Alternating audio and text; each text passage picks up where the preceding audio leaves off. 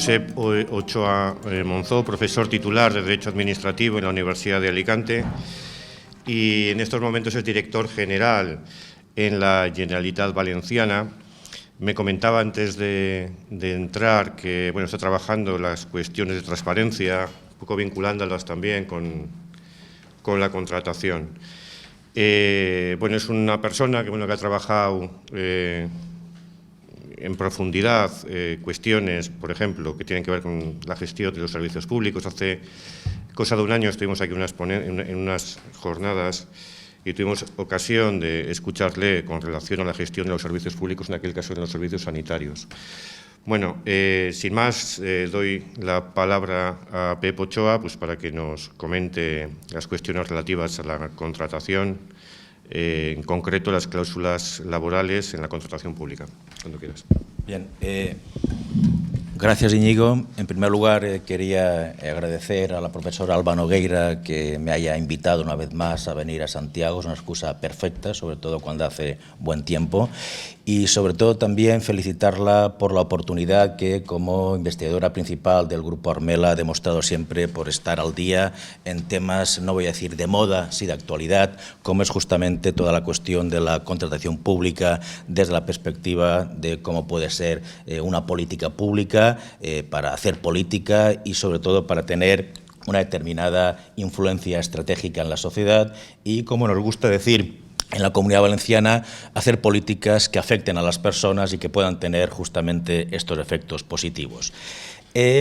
Yo, después de la ilustradora charla del profesor Gimeno y Feliu, maestro de todos los que nos dedicamos al derecho administrativo, mi tarea ahora como político, como alto cargo, es contingente. La estructura mía es ser profesor universitario, a Dios gracias, las veleidades políticas pasarán y volveré a la universidad. Es un poco explicar qué estamos intentando hacer en la Comunidad Valenciana y justamente explicar por qué, en buena medida, toda la cuestión de la responsabilidad social con la que voy a conectar la charla introductoria se residencia en una consellería creada ex novo, la segunda que se creó en todo el Estado, y que es la que aglutina en cierta medida, este empeño, yo diría casi titánico, de intentar cambiar esa desafección de la que antes hablaba el profesor Gimeno Feliu. No voy a poner ningún ejemplo en la Comunidad Valenciana, pero sí que demuestra un poco que es posible intentar al menos revertir el estado de cosa que nos encontramos y en la Consellería nadie negará que el Gobierno valenciano, que ya está a punto de cumplir un año, fue muy imaginativo a la hora de poner nombres a las consellerías de economía sostenible, sectores productivos y trabajo, responsabilidad social, participación y cooperación, que trae malos recuerdos a la Comunidad Valenciana y justamente durante este año nos hemos esforzado en explicar un poco qué es la responsabilidad social, cuál es el nuevo empeño de la Consellería de Transparencia, en donde, como antes también se señalaba, estamos de alguna forma entrando en explorar lo que es la cuestión de los pactos de integridad en la contratación pública. Estamos también, como antes se señalaba, intentando buscar sistemas de alerta temprana que puedan encender esta banderita roja de cuando hay, igual que como ocurre en materia de catástrofes o de inundaciones, hay sistemas de alertas meteorológicas en donde parece que uno va a venir la venida, pues yo creo que justamente ahí en esta tesitura es en donde estamos. Bien, era únicamente un ejemplo de lo que creo que puede significar el antes y el después desde la perspectiva de intentar cambiar esta desafección de la que antes nos daban cuenta y cómo, a través de, sobre todo, estar convencidos de la tarea que estamos dando, hemos podido, después de un año, presentar, que es lo que después me detendré,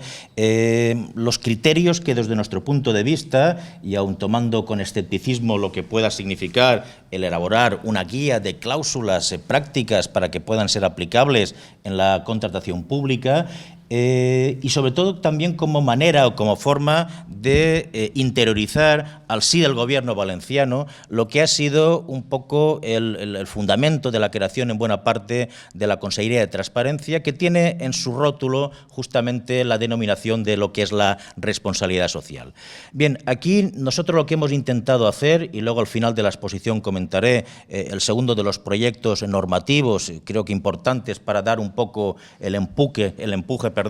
en toda esta política o en este, digamos, nuevo reto en el que estamos, ha sido intentar jugar con el símil de lo que ha significado la responsabilidad social desde el punto de vista empresarial, que no es una cosa nueva, que conectaba desde hace tiempo con preocupaciones de carácter filantrópico y con carácter también ambiental, intentar de alguna forma darle la vuelta o intentar que también la administración pública, con las dificultades que ello implica en la medida en que una administración pública está sujeta a la ley y al derecho y, como me gusta decir o como nos gusta recordar, la administración tiene que ser legalmente responsable, pero no a cualquier precio, como decía el ponente anteriormente, las preocupaciones de cómo a través de la política pública, de la toma de decisiones, pueden afectar a las personas, pueden tener esta visión estratégica, y yo creo que ahí hay algo más que meros rótulos, sea el que ilustra la Consejería o Vicepresidencia de Políticas Inclusivas. El nombre no hace la cosa, pero sí de alguna forma intenta mediatizar bastante bien cuál es la intención a la que en este caso se tiende. Con lo cual, la cuestión de la visión estratégica desde el punto de vista de la acción administrativa, trasladada justamente a lo que ha sido la cuestión de la responsabilidad social empresarial, nosotros ya no hacemos abstracción a la hora de distinguir cuándo una organización pública o privada puede ser socialmente responsable. Sí que tiene una determinada tradición a la hora de ver, y superado también el debate cada vez en mayor medida sobre el voluntarismo y la obligatoriedad, todo el mundo es consciente de que hay leyes que en mayor o menor medida han dado un determinado fruto, como puede ser la Ley de Economía Sostenible, que obliga a presentar memorias o informes de sostenibilidad, de responsabilidad social, a aquellas empresas que parece que se caracterizan porque dentro de su estrategia de organización económica empresarial apuestan con carácter voluntario por elaborar una serie de decisiones o integrar de forma voluntaria dentro de su organización las preocupaciones sociales y ambientales en sus operaciones comerciales y en sus relaciones con sus interlocutores o grupos de interés o stakeholder, que es una palabra que en el proyecto normativo que estamos elaborando no vamos a usar. Vamos a hablar de grupos de interés, que por cierto para la administración pública son todos, todos. Y justamente los interlocutores prioritarios para una administración pública pueden ser los contratistas, aun cuando en alguna ocasión ha habido representantes de determinados sectores económicos que han dicho, mira usted, yo no voy a contratar nunca con usted, con lo cual estas preocupaciones de las cuales me está hablando me resultan un poco indiferentes. La respuesta es rápida, conmigo no, pero seguramente con un gran distribuidor, no voy a poner nombres, sí, y el código de buenas prácticas que le está exigiendo a los proveedores, incluso los proveedores iniciales o los productores iniciales, puede que de alguna forma le afecte dentro de esta cadena, de esta, digamos, valor o puesta en valor en común por parte de todos los que intervienen desde que se genera un producto hasta que está en el mercado, y la administración, lógicamente, presta servicios, compra y, sobre todo, a través de la contratación pública, pues puede desempeñar esta, digamos, actuación estratégica. Con lo cual, teniendo en cuenta lo que ha sido la evolución de la filosofía de la llamada responsabilidad social como integración voluntaria por parte de las empresas dentro de su organización, con el alcance mínimo que ya está prácticamente también consolidado, es decir, una organización empresarial puede ser socialmente responsable si demuestra o puede estar en condiciones de acreditar que tiene una buena política de derechos humanos, que respeta el medio ambiente, las prácticas de trabajo y empleo, y que también tiene mecanismos de lucha contra el fraude y la corrupción, más allá de que estén en instrumentos formalizados como el compliance, o el cumplimiento, mejor dicho, o más allá de que pueda tener códigos de buenas prácticas o de conducta. Incido un poco en esta idea porque la cuestión de explicar por qué desde la Consellería de Transparencia se acomete el empeño, de alguna forma, de introducir a través de mecanismos, digamos, más modestos, como una guía de práctica de cláusulas de responsabilidad social, ambiental, éticas y lingüísticas. Ya lo adelanto, la posibilidad, sobre todo, en una fase que es la ideal, y coincido plenamente con el profesor Gimeno Feliu, que es la fase de ejecución del contrato, también es una cuestión que, de alguna forma, desde el punto de vista estratégico, comunidades autónomas con lengua propia pueden incidir. Con lo cual, la, digamos, traslación de buscar y, en su caso, identificar qué interlocutores dentro de esta planificación, nuestra actuación estratégica, bueno, pueden asumir este tipo de planteamientos con carácter voluntario, ir más allá del cumplimiento de las obligaciones legales,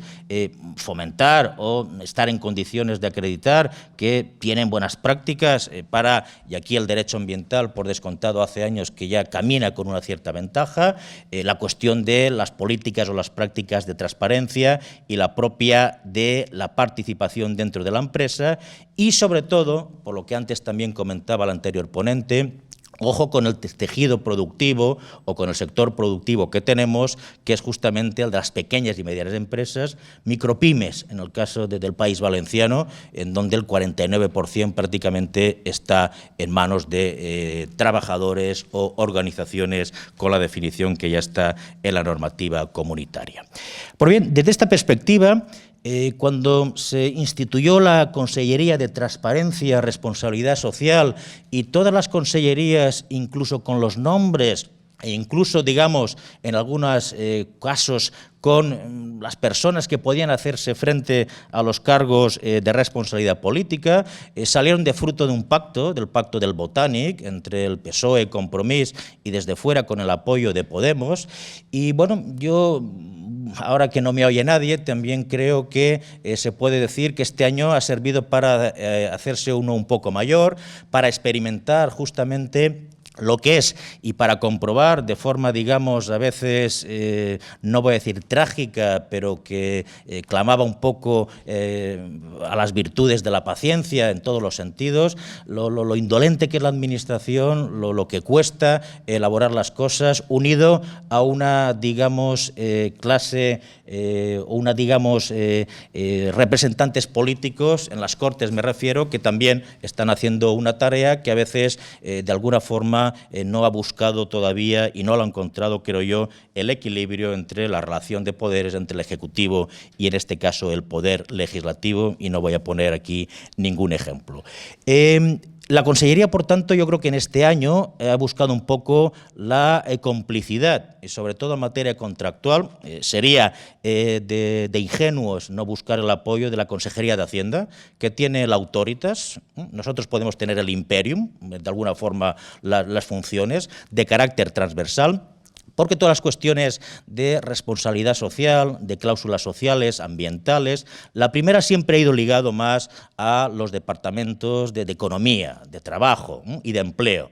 Y nosotros pensamos, y aquí enlazo también con las referencias que se hacían al principio, que la política, digamos, la acción estratégica tiene que tener un carácter más transversal, y la cuestión, digamos, de trasladar a la acción política del Gobierno valenciano y del sector público, yo creo que ahí también, una vez que se reordene, en la medida en que se pueda reordenar, es una buena herramienta para no dejar a los compartimentos, digamos, de los distintos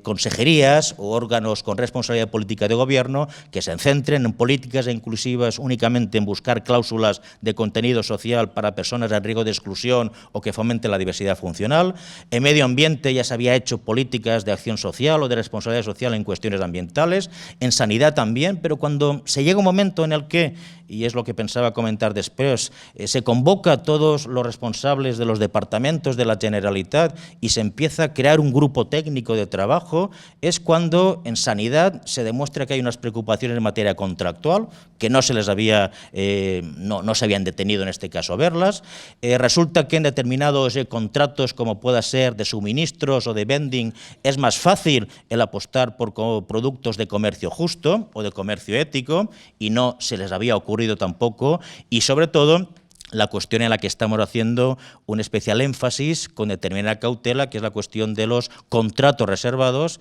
a los centros especiales de empleo, las empresas de reinserción o en el ámbito en el que la directiva comunitaria, en este caso, permite una, creo, mayor posibilidad de acción. Con lo cual, esta visión transversal, esta visión horizontal, no únicamente por compartimentos, es la que nos ha llevado, de alguna forma, a insistir en algo obvio, como era, mire usted, tiene que aplicar lo que ya tiene. Y lo que ya tiene es un acuerdo de 27 de marzo de 2015, del anterior gobierno, que obligaba a introducir un acuerdo, ni siquiera es un decreto, es una norma, digamos,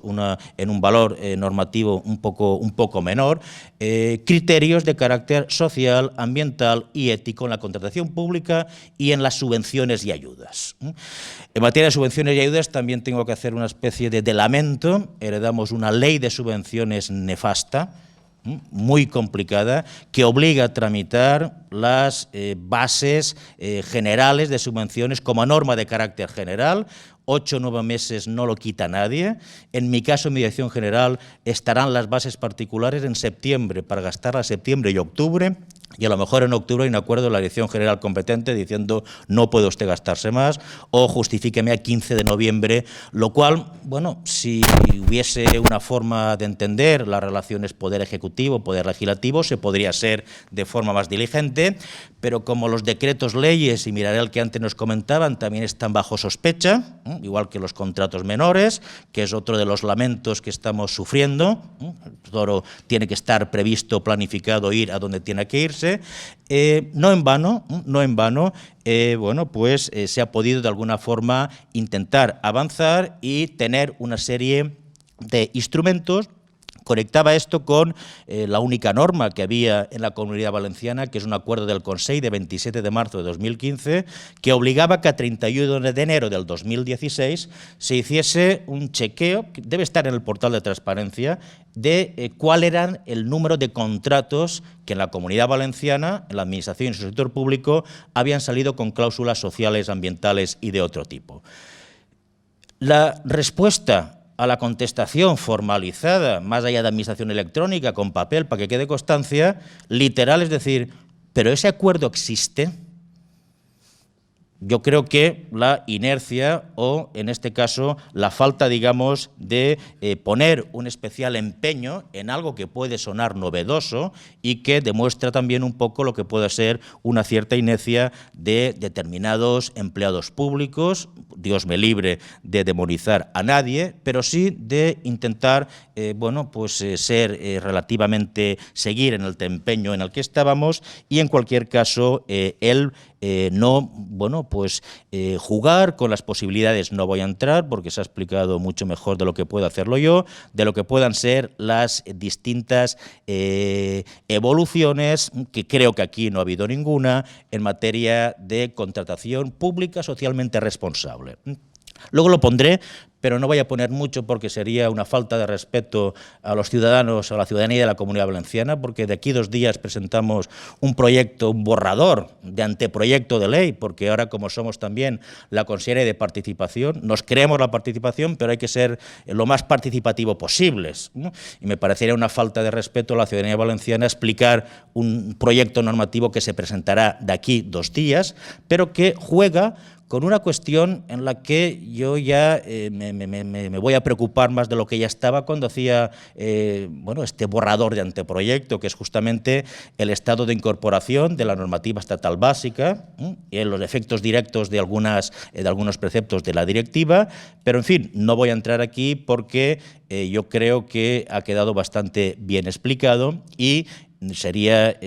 arriesgado por mi parte intentar hacer cualquier tipo de apreciación a lo que antes se ha explicado. Bien, ese es el acuerdo del 27 de marzo, que es la única, digamos, referencia que teníamos en materia de aplicación de cláusulas de carácter social en la contratación de la Administración de la Generalitat, así como en materia de subvenciones de la Administración de la Generalitat. Hemos ido chequeando en materia general de subvenciones cómo se hace esto, poniendo una determinada puntuación, 1 punto, 2 puntos, 3 puntos, pero superando también un poco la inercia de que no se estaba haciendo nada. No hubo tiempo. Es cierto, en el anterior gobierno hay que ser honestos. Pero en cualquier caso, el desconocimiento, la no fácil, digamos, aplicación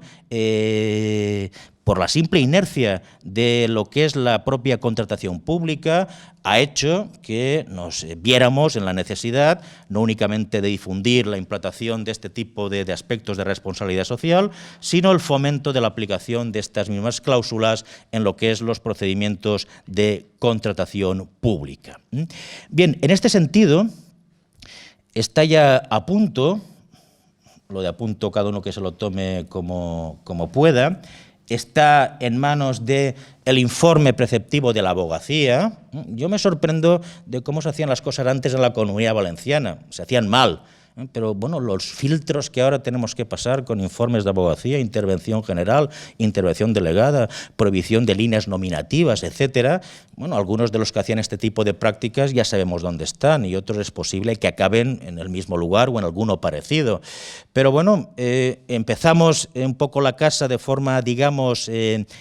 muy antiformalista, explicamos que la guía de prácticas para introducir cláusulas de responsabilidad social no innovaba nada, era únicamente una mera recopilación para facilitar a los órganos de contratación justamente lo que usted ya debería saber que tiene. Yo, por lo tanto, pues bueno, coincido en parte con el profesor Gimeno Feliu. Este tipo de instrumentos, cuando uno está en la posición en la que está, pues les ve que tienen un cierto valor, justamente cuando ha sido un procedimiento muy participativo por parte de todas las consejerías del Gobierno valenciano y también con representantes de la administración local.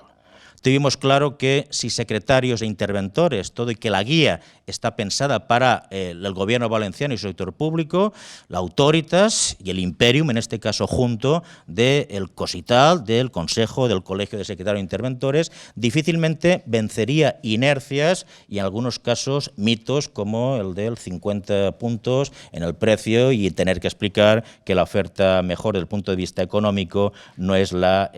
obviamente la del mejor precio. Bien, la guía yo creo que es un instrumento, lo publicaremos en papel, estará lógicamente, digamos, de alguna forma, bueno, pues a disposición del resto de órganos del Gobierno valenciano. Pues se ha intentado, no estamos innovando nada, el referente básico ha sido también una guía similar que ha hecho la Junta de Contratación, la Junta Consultiva en Cataluña. La Junta Consultiva en la Comunidad Valenciana nos dio todo su apoyo, pero no podía materialmente prestar más allá de lo necesario. Obviamente tenemos en este caso el Placet, porque sería de ingenuos no buscarlo, cuando son los que van a tener de alguna forma que intentar,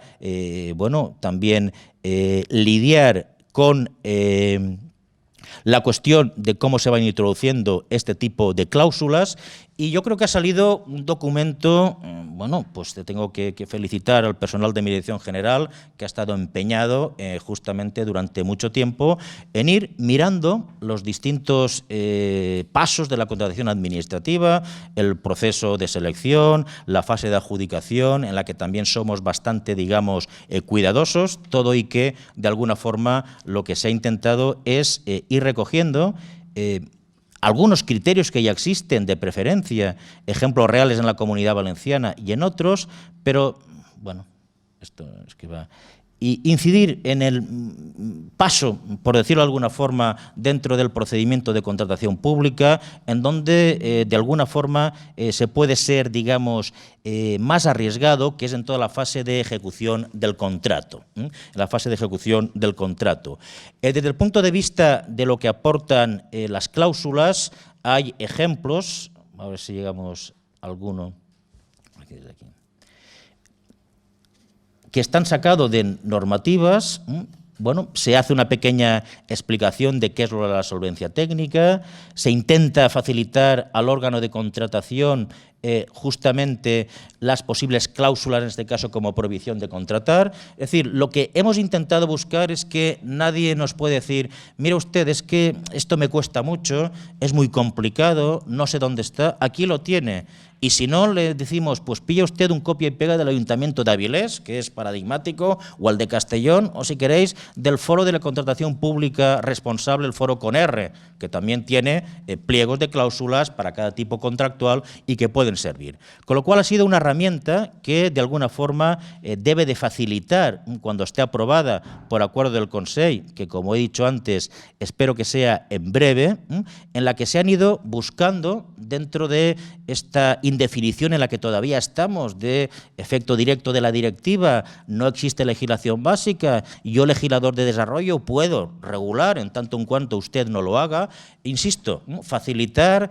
dar pautas, dar mecanismos para que cuando salga algún tipo de contrato se pueda coger y usted, como órgano de contratación, en este caso, verá si está o no justificado y, en este caso, tendrá que explicar por qué lo hace y por qué no lo hace. Hemos jugado, pues bueno,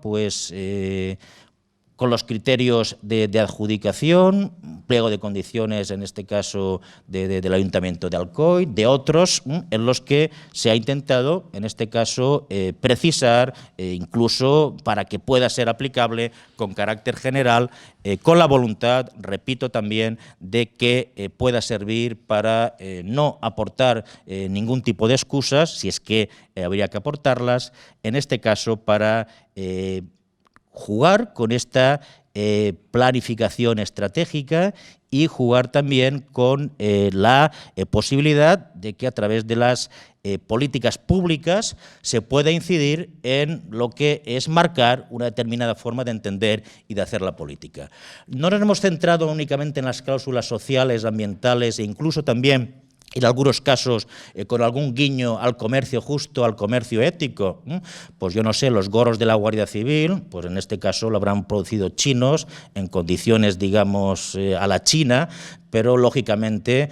productos de textil, de algodón, de café y otro tipo, si el objeto del contrato lo permite, puede usted exigir cualquiera de los medios que acrediten tener la certificación correspondiente, y yo creo que aquí sí estamos en buena situación, aun cuando a veces las coordinadoras de ONGs de la Comunidad Valenciana pues sean lógicamente críticas cuando ven que se reduce el presupuesto, para que de alguna forma se pueda ir avanzando y se pueda estar en sintonía y se pueda incluso estar en eventos, en efemérides, como es el Día del Comercio Justo, lo cual, insisto, era impensable en el caso del anterior gobierno. Bien, la planificación estratégica o la acción estratégica a través de la vía contractual también puede estar para favorecer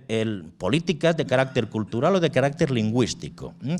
tanto en lo que es los criterios. Aquí ha habido, en el otorgamiento de subvenciones no parece problemático esto, en el otorgamiento de la subvención pues hay que valorar el uso del valenciano como lengua vehicular durante el desarrollo de todo. Parte a veces es recordar lo obvio, pero es que lo obvio a veces implica tener una legislación, como en nuestro caso del año 83, prácticamente congelada, y ahora parece que de alguna forma ha salido de la hibernación en la que estaba. Pues bueno, que la empresa adjudicataria esté en condiciones de asegurar que, bueno, en una concesión de transporte o en cartelería de otro tipo se exigan los criterios de la ley de uso y normalización del valenciano, puede parecer modesto, pero para nosotros no lo es. Y algunas empresas ya han lanzado, por cierto, el grito en el cielo, y aquí en el País Vasco han ido un poco también adelantados, y también en Cataluña incluso hay buenos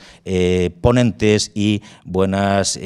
aportaciones en este sentido. Con lo cual, la guía, yo creo que lo que va a hacer es facilitar la tarea de que ante una determinada inercia se pongan trabas, se pongan excesivos problemas a introducir algo que ya es posible, que es justamente los criterios de carácter social, ambiental, ético, de comercio justo, y incluyendo, mejor dicho, la cuestión de la promoción lingüística. Por último, ese documento ya está a punto de que tenga el plácet por parte de la abogacía, con lo cual yo espero que la semana que viene, antes de irnos de vacaciones, se pueda publicar por acuerdo del Consell. Nos planteamos también, dentro de esta reflexión general que se hizo cuando se instituyó el Gobierno valenciano, que bueno, la Consellería de Transparencia es, y a mí no me gusta nada, una consellería de valores intangibles. Lo que no se puede tocar no se puede medir, no se puede valorar, y la Consellería de Hacienda pues a veces pone trabas, justamente haciendo un símil fácil respecto de lo intangible y lo que parece que no tenga ningún tipo de valor. Bien, el último proyecto en el que estamos, aquí sí que todavía hay cosas que están en rojo, y voy al artículo 13. El artículo 13 es lo único que voy en alguna forma a adelantar. Bueno, hablamos de contratación pública socialmente responsable. No es la redacción definitiva, pero sí me alegra coincidir, lógicamente, para ello hay de maestros a los que uno lee y luego intenta poner en práctica, cómo la contratación pública debe ser un instrumento. Falta ponerlo desde el punto de vista de la actuación estratégica. Y ahí, bueno, como el documento es ampliamente participativo, nos hemos encontrado con la duda de qué poner en este precepto, cómo ponerlo, cuál será en este caso el alcance que cuando el proceso de participación llegue. Hay cuestiones que están sacadas literalmente de lo que dice la directiva, otras del anteproyecto de ley de contratos del año 2015, pero bueno, a partir de ahí, para que de alguna forma se vea justamente cuál es la voluntad, en este caso del Gobierno valenciano. La ley tiene una parte importante de hacer un poco de filosofía de lo que es la responsabilidad social en la administración y en el sector público, y luego, como no puede ser de otra forma, también dedica buena parte de la atención a definir qué es la responsabilidad social empresarial y qué es justamente el valor añadido que le puede dar a una empresa en el caso de que lo sea, lo acredite desde el punto de vista de cómo se va a relacionar con la administración. Con lo cual, y con esto acabo, porque creo que ya me estoy pasando del tiempo, llevamos un año, pero yo creo que, bueno, de manera relativa hemos intentado poner a disposición, en este caso, desde que la ley entre las Cortes Valencianas, ya veremos cómo sale. Yo estoy descubriendo también la dinámica parlamentaria y la relación poder ejecutivo-poder legislativo, en algunos casos para bien, en otros para no tan bien. Y, bueno, en definitiva, a través del proceso de participación, que también es una pata que está todavía porque empiece a caminar, no hemos tenido tiempo, creo que sí vamos a ser capaces de aplicar aquello que creemos, y es justamente cómo la contratación pública, con todo lo que implica, puede ser un mecanismo de hacer política y, sobre todo, de hacerla con una visión estratégica. Bien, nada más, gracias, y yo creo que con esto cumplo un poco el empeño o el encargo que se me había encomendado. Gracias.